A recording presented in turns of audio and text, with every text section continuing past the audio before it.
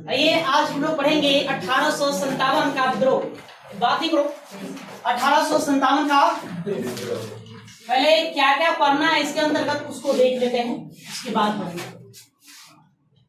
ठीक है, सबसे पहले हम पढ़ेंगे कौन कौन कौन मतलब कि कुछ व्यक्तियों का नाम आपको ध्यान में रखना है कि 1857 की क्रांति के समय कौन किस पद पर था, उस तरह से प्रश्न पूछागा। जैसे कि ब्रिटेन के प्रधानमंत्री कौन था, ब्रिटेन में महारानी कौन थी, भारत में वायसराय कौन था, ये पूछेगा। उसके बाद दूसरा हम देखेंगे स्रोत।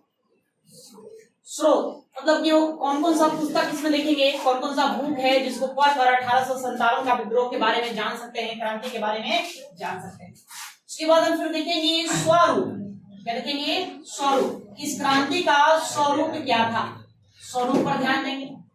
स्वरूप के बाद फिर हम देखेंगे कारण, कारणों पर प्रकाश डालना है कि क्या ऐसा कारण रहा और कौन कौन से कारण है जिसके कारण 1857 का विद्रोह हुआ।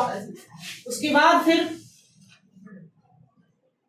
बाद कारणों के बाद हम देखेंगे क्रांति की शुरुआत या विद्रोह का प्रारंभ। विद्रोह का प्रारंभ किस तरह से विद्रोह प्रारंभ हुआ, इसको देखेंगे। उसके बाद फिर देखेंगे प्रमुख केंद्र, प्रमुख है केंद्र एवं नेतृत्वकर्ता, कौन कौन सा जगह है जहां पर यह विद्रोह हुआ और वहां नेतृत्व कौन कर रहे थे, इसको देखेंगे। और सबसे अंत में हम लोग देख लेंगे इसका परिणाम कि क्या परिणाम निकलकर सामने आया। परिणाम तो इतनी बातों पर आपको चर्चा करना होगा इस 1857 की विद्रोह के अंदर। इसमें 2-3 क्लास लेंगे, इसको बारीकी से सबको देखना होगा, ये बड़ा इंपॉर्टेंट है।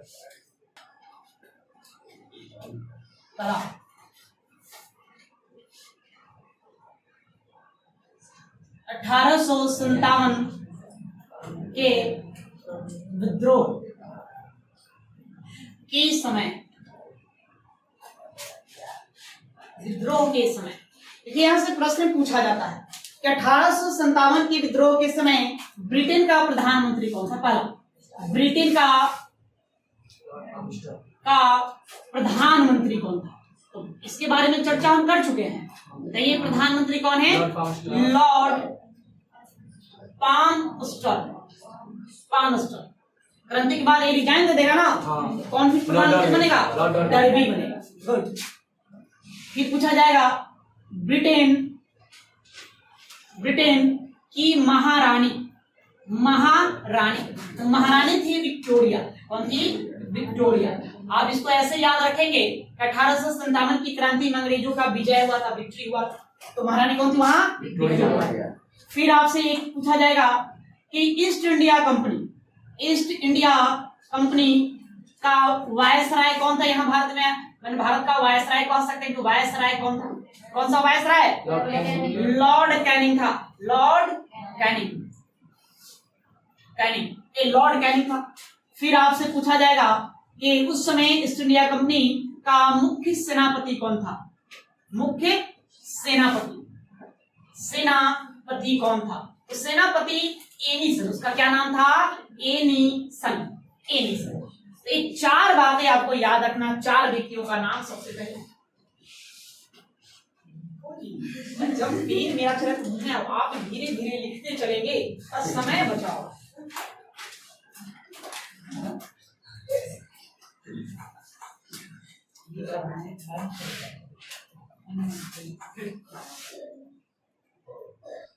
तो इन 4 व्यक्तियों को नाम याद रहे, क्योंकि चारों एग्जाम में पूछ दिए गए। ऐसे तो सबसे ज्यादा बार पूछा गया लॉर्ड कैनिंग के बारे में।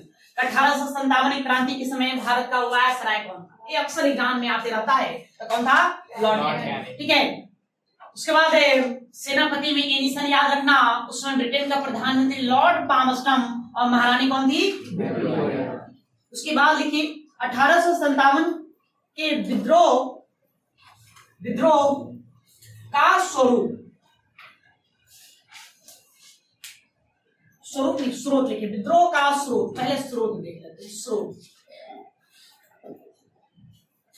Sources.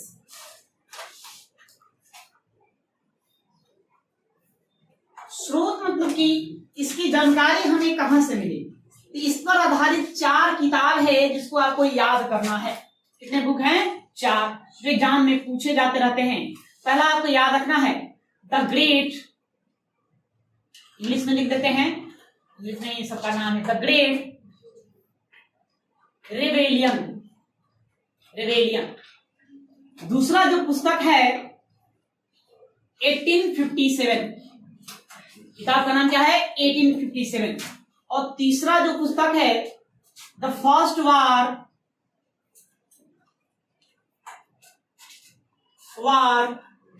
Of Indians.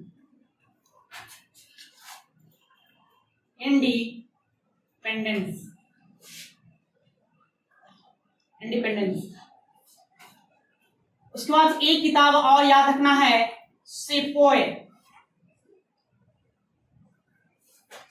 Mutiny and revolt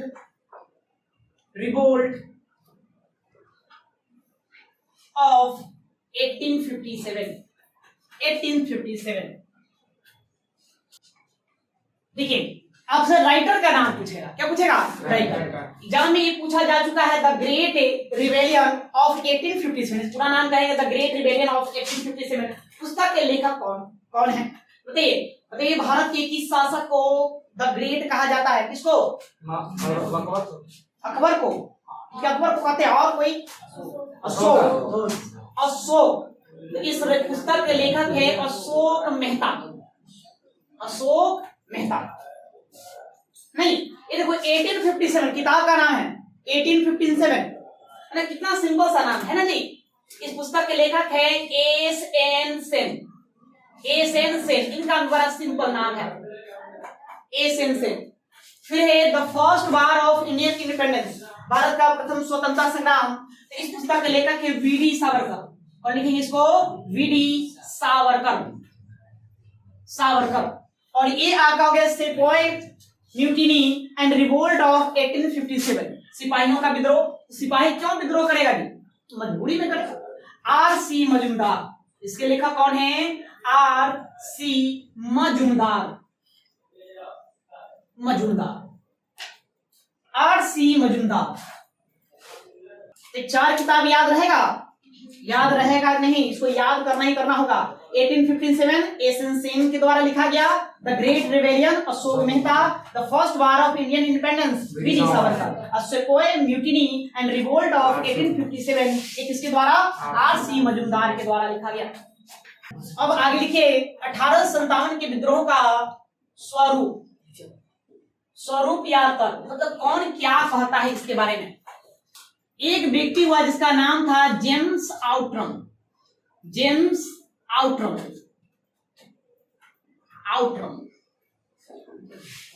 तर्क कर सकते या फिर इसको संज्ञा भी कहिए। क्या कह सकते हैं हम? इस संज्ञा।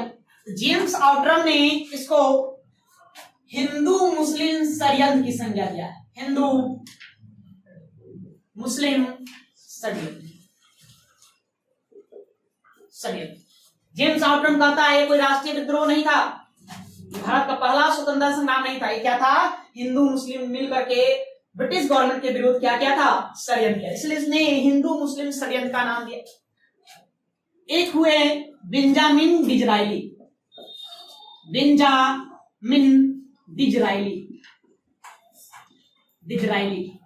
इन्होंने इसको राष्ट्रीय विद्रोह का संज्ञा दिया। राष्ट्रीय विद्रोह।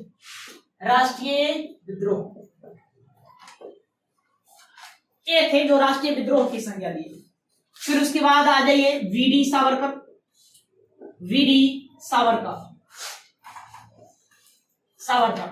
ये कहते हैं कि यह सुनियोजित स्वतंत्रता संग्राम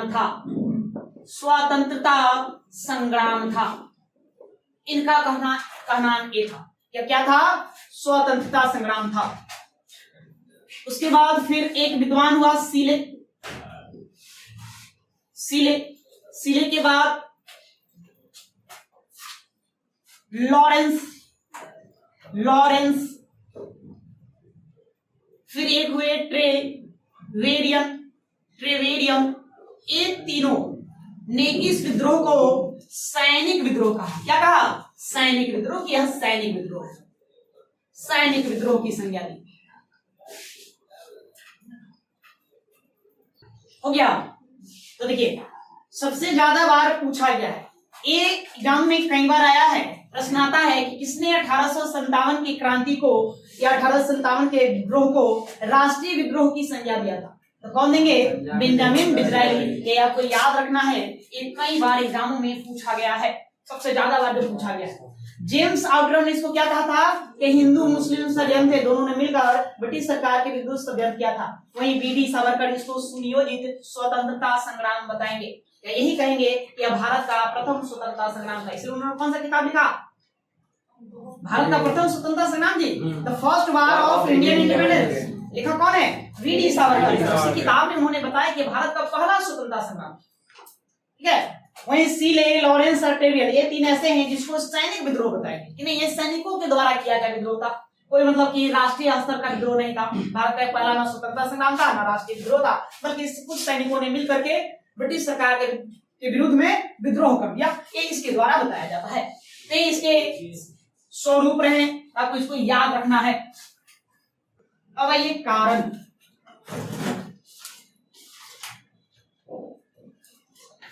1857 के विद्रोह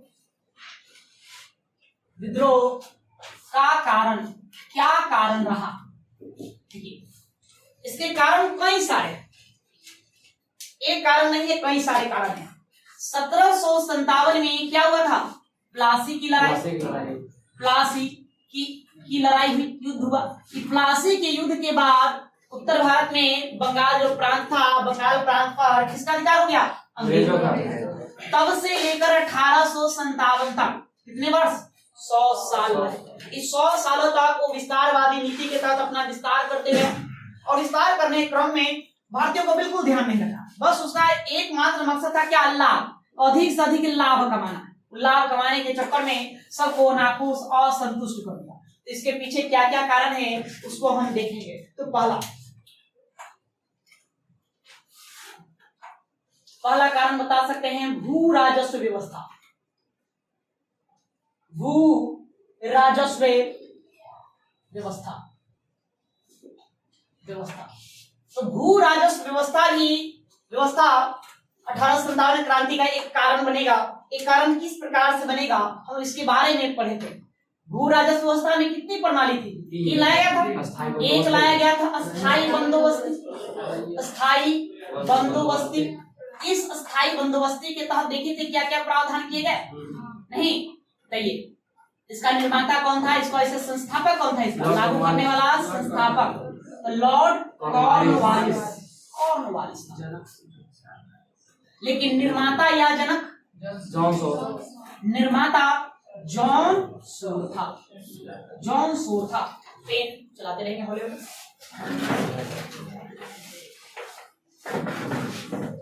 जॉन सोर था। इसे कब लागू किया गया? लागू कब होगा? 1790। जी ठीक है, 1790। बताओ कोई कौन बताएगा? 93 ना? 90 जैसे बोलते हैं औपचारिक रूप से 93 में लागू होगा। या कितने प्रतिशत भूभाग पर लागू था यह क्षेत्र? 19% भूभाग पर यह लागू था। इसमें आपने देखा कि किस तरह की व्यवस्था थी। जमीन का मालिक किसको बना दिया गया था? जमीन का मालिक जमींदार को बना दिया गया था। जमींदार, यहाँ जमींदारी प्रथा का क्या होगा? जन्म होगा, उसको लेकर के आया जाएगा। इसी में क्या था? सूर्यास्त का नियम लागू था। सूर्यास्त का नियम लागू था। सूर्यास्त का नियम क्या होता था? मतलब एक समय तय था, इस समय दिन था, उस दिन तक सूर्य डूबने से पहले आपको लगान क्या कर देना होगा? पे कर देना होगा। नहीं पे करेंगे तो फिर आपकी जमीन को क्या होगा? छीन लिया जाएगा। फिर उसके बाद एक कहां लागू हुआ था? तो बंगाल में, बिहार, उड़ीसा,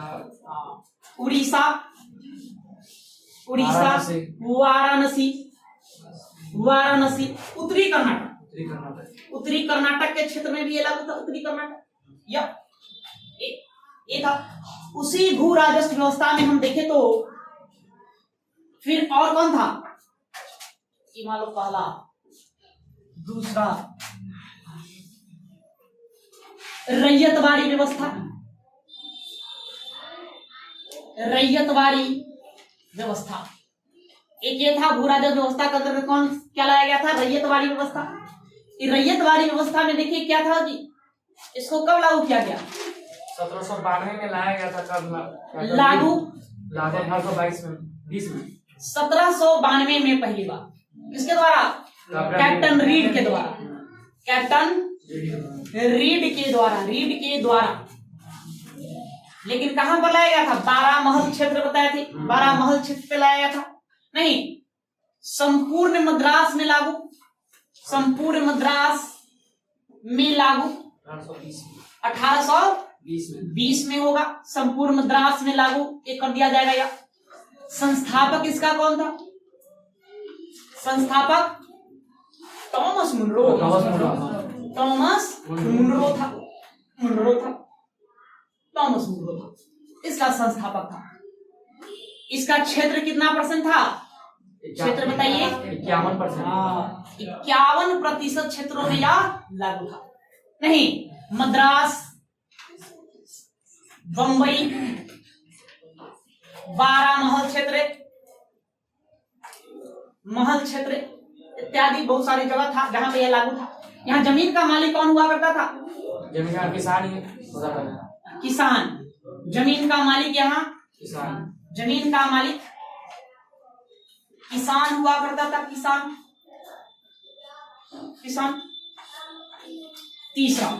तीसरी जो व्यवस्था थी वो थी कौन, महालवाड़ी व्यवस्था, महालवाड़ी व्यवस्था। ठीक है, इस महालवाड़ी व्यवस्था को किसके द्वारा लाया गया था बताइए, इसका संस्थापक कौन था, संस्थापक हॉल्ट मैकेंजी, हॉल्ट मैकेंजी इसका संस्थापक रहा, हॉल्ट मैकेंजी। लागू कब होगा, लागू 1822 में। क्षेत्र कितना, 30% के भूभाग पर लागू किया गया था। ठीक है, कितने परसेंट भूभाग पर, 30% भूभाग पर इसको लाया गया था। या और हम देखें तो यहाँ जमीन का मालिक कौन होगा, जमीन का मालिक, हाँ गुड, जमीन का मालिक यहाँ पर किसको बनाया दिया गया था, कंपनी को बनाया गया था। और हम क्षेत्र की बात करें, किस किस क्षेत्र में लागू था तो बताइए, पंजाब, उत्तर प्रदेश, मध्य प्रदेश। गुड, उत्तर प्रदेश, मध्य प्रदेश, पंजाब इत्यादि क्षेत्रों में लागू किया गया था। या देखिए, एक प्रश्न पूछा जाता है कि ब्रिटेन के एक अर्थशास्त्री रिकार्डो प्लस में माउथन, इन दोनों का संबंध किससे, भू राजस्व व्यवस्था से है। ये प्रश्न एग्जाम में पूछा गया है, मतलब कि रिकार्डो और माउथन जो है, ये आप जो देख रहे हैं महालवाड़ी व्यवस्था, उसको बनाने में उनका अहम योगदान रहा है। प्रश्न पूछा जाता, उनके बारे में वही नोट नीचे डाल दो, एक लाइन लिखेंगे। ब्रिटेन के प्रसिद्ध अर्थशास्त्री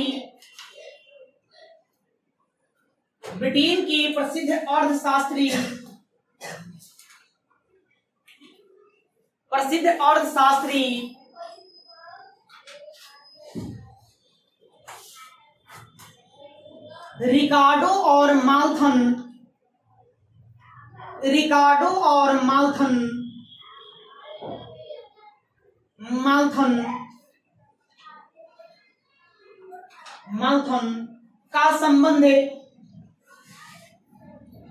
का संबंध है महालवाड़ी भू राजस्व व्यवस्था से है। महालवाड़ी भू राजस्व व्यवस्था से था कर देंगे का संबंध महालवाड़ी भू राजस्व व्यवस्था से था। तो भू राजस्व व्यवस्था एक कारण बनेगा 1857 के विद्रोह का। और क्या कारण हो सकते हैं, और कारण में देखिए वेलेजली, वेलेजली क्या लेकर आएगा? सहायक संधि। वेलेजली सहायक संधि लेकर आएगा। नहीं तो वेलेजली का सहायक संधि, तो सहायक संधि के बारे में तो आपको जान ही नहीं क्या था। क्या इससे भारतीय जो रजवाड़े थे खुश होंगे? राजा खुश तो होंगे नहीं, अंग्रेजों के विरुद्ध वो भी जाएंगे, ये भी एक कारण बनेगा। अच्छा, वेलेजली की सहायक संधि के तहत किसको किसको हड़प लिया था जी? सबसे पहले किसको? गढ़, सबसे पहले हैदराबाद, उसके बाद मैसूर, मैसूर मैसूर को हड़पा। हैदराबाद को कब? 1798, मैसूर को 1799 और यही तंजौर को हड़प लेगा 1799 में। उसके बाद फिर से हैदराबाद, हैदराबाद के साथ 2 बार करेगा सहायक संधि को हस्ताक्षर करवाएगा। नहीं, उसके बाद फिर अवध, अवध के साथ सहायक संधि कब किया? 1801 में किया। और अंतिम पेशवाओं के साथ किया, पेशवा के साथ 1802। इसके तहत भी इन राज्यों पर काफी प्रभाव डाला, जिससे भारतीय राजा नाखुश है, ये भी एक कारण बनेगा। फिर और आप देख सकते हैं डलहौजी, डलहौजी का गोद निषेध नीति, गोद निषेध नीति, निषेध नीति या फिर राज्य हड़प नीति, इसके तहत इसने किसको किसको हड़प लिया था? डलहौजी। सबसे पहले सतारा 1848 में, सतारा के बाद जयपुर, जैतपुर, जैतपुर, जैतपुर कहाँ पड़ता है? एमपी में है, इसको 1849 में हटेगा। जैतपुर के बाद संबलपुर, संबलपुर, संबलपुर, संबलपुर एक कहाँ पड़ेगा? उड़ीसा, उड़ीसा में, इसको भी 1849 में हड़प लेगा। उसके बाद बघाट, बघाट ये है आपका हिमाचल प्रदेश की, बघाट को 1850 में। उसके बाद फिर कौन? उदयपुर, उदयपुर को कब? ये राजस्थान में उदयपुर 1852। फिर उसके बाद झांसी, झांसी को हड़प लेगा, झांसी यूपी 1853। और फिर लास्ट में फिर किसको? नागपुर, नागपुर को नहीं, नागपुर भी आपको कहाँ मिलेगा? महाराष्ट्र में। सतारा भी कहाँ है? महाराष्ट्र में, 1854। तो गोद निषेध नीति के तहत इसको हड़प लेगा। इसके अलावा कुशासन का आरोप किस पर लगाएगा? और अवध पर कुशासन, कुशासन का आरोप लगा दिया किस पर? अवध पर, अवध पर लगा कर हड़प लेगा। कब हड़प लेगा? 1856 में इसको हड़प लेगा। ऋण न अदायगी करने के कारण बरार को हड़प लेगा। तो इससे भी लोग बहुत ज्यादा नाखुश हुए। नहीं, शासकों को वर्ग में असंतोष पैदा हो गया इन नीतियों के कारण, जो आगे चल के 1857 के विद्रोह का ये सब कारण बनेगा। और क्या कारण हो सकते हैं?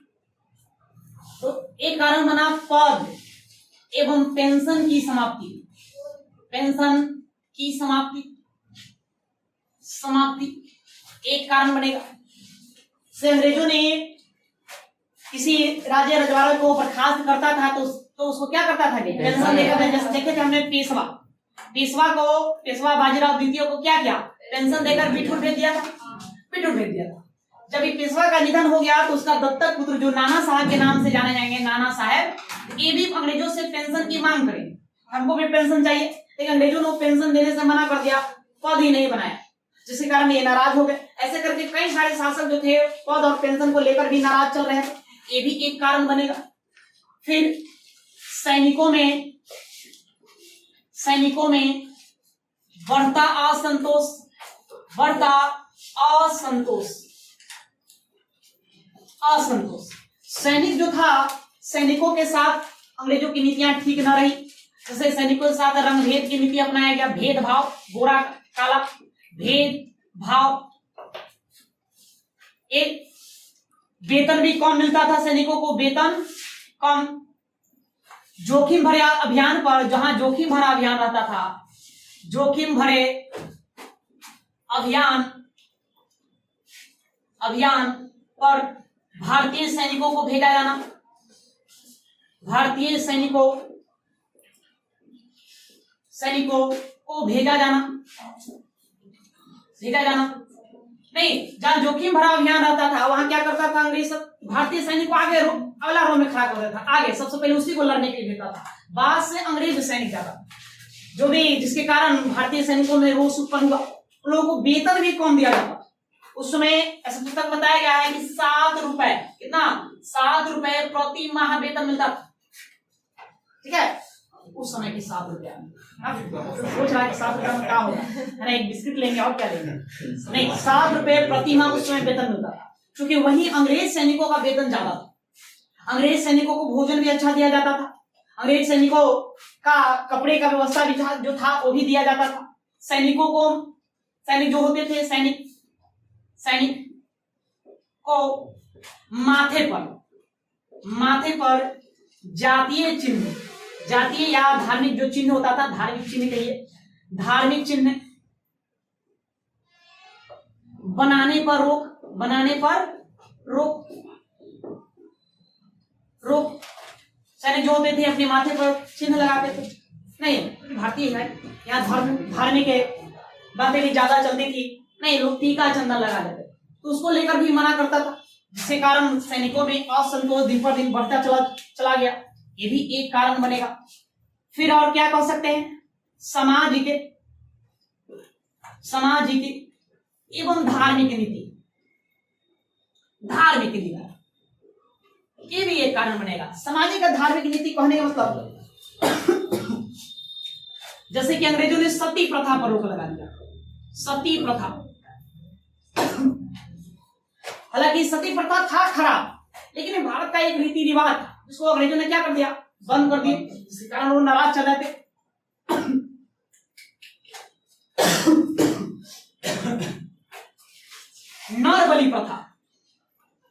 नरबली प्रथा पर रोक, ये आदिवासियों की प्रथा हुआ करती थी नरबली प्रथा, उस नरबली प्रथा को रोक दिए थे।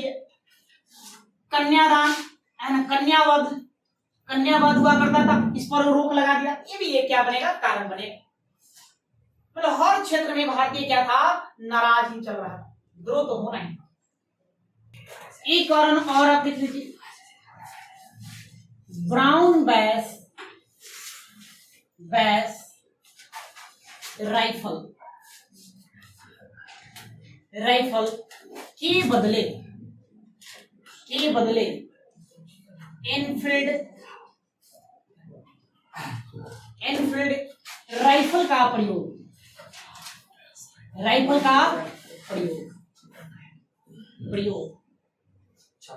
यह तत्कालिक कारण बनेगा, तत्कालिक कारण, इस पर थोड़ा ध्यान देखिए। ऐसे तो असंतोष तो पूरा भारत चल रहा था अंग्रेजों से, उस असंतोष के रूप में ये जो है एक तरह से माचिस के तीली के समान काम किया। अंग्रेजों ने क्या किया था, ब्राउन बैस राइफल के बदले उसको बदलकर एक नया राइफल लेकर आया था, जिसको एनफील्ड राइफल कहा गया। ऐसी अफवाह फैली कि उसमें, इसके राइफल के कारतूस में सुअर और गाय की चर्बी लगी हुई थी, जिसके कारण विद्रोह शुरू हो गया। इसी राइफल के कारण क्या हो गया, विद्रोह भड़क उठा। ये तत्कालीन कारण है, प्रश्न पूछा जाता है कि 1857 के विद्रोह का तत्कालिक कारण क्या था, क्या कारण था, ब्राउन बैस राइफल के बदले एनफील्ड राइफल का प्रयोग, ये एक कारण था। चलिए एक कारण रहे, अब आएंगे क्रांति की शुरुआत। 1857 के विद्रोह का शुरुआत या प्रारंभ। अब कैसे कैसे यह विद्रोह प्रारंभ हुआ इसके बारे में जाना जाएगा, लेकिन कल आज इतना ही रहेगा।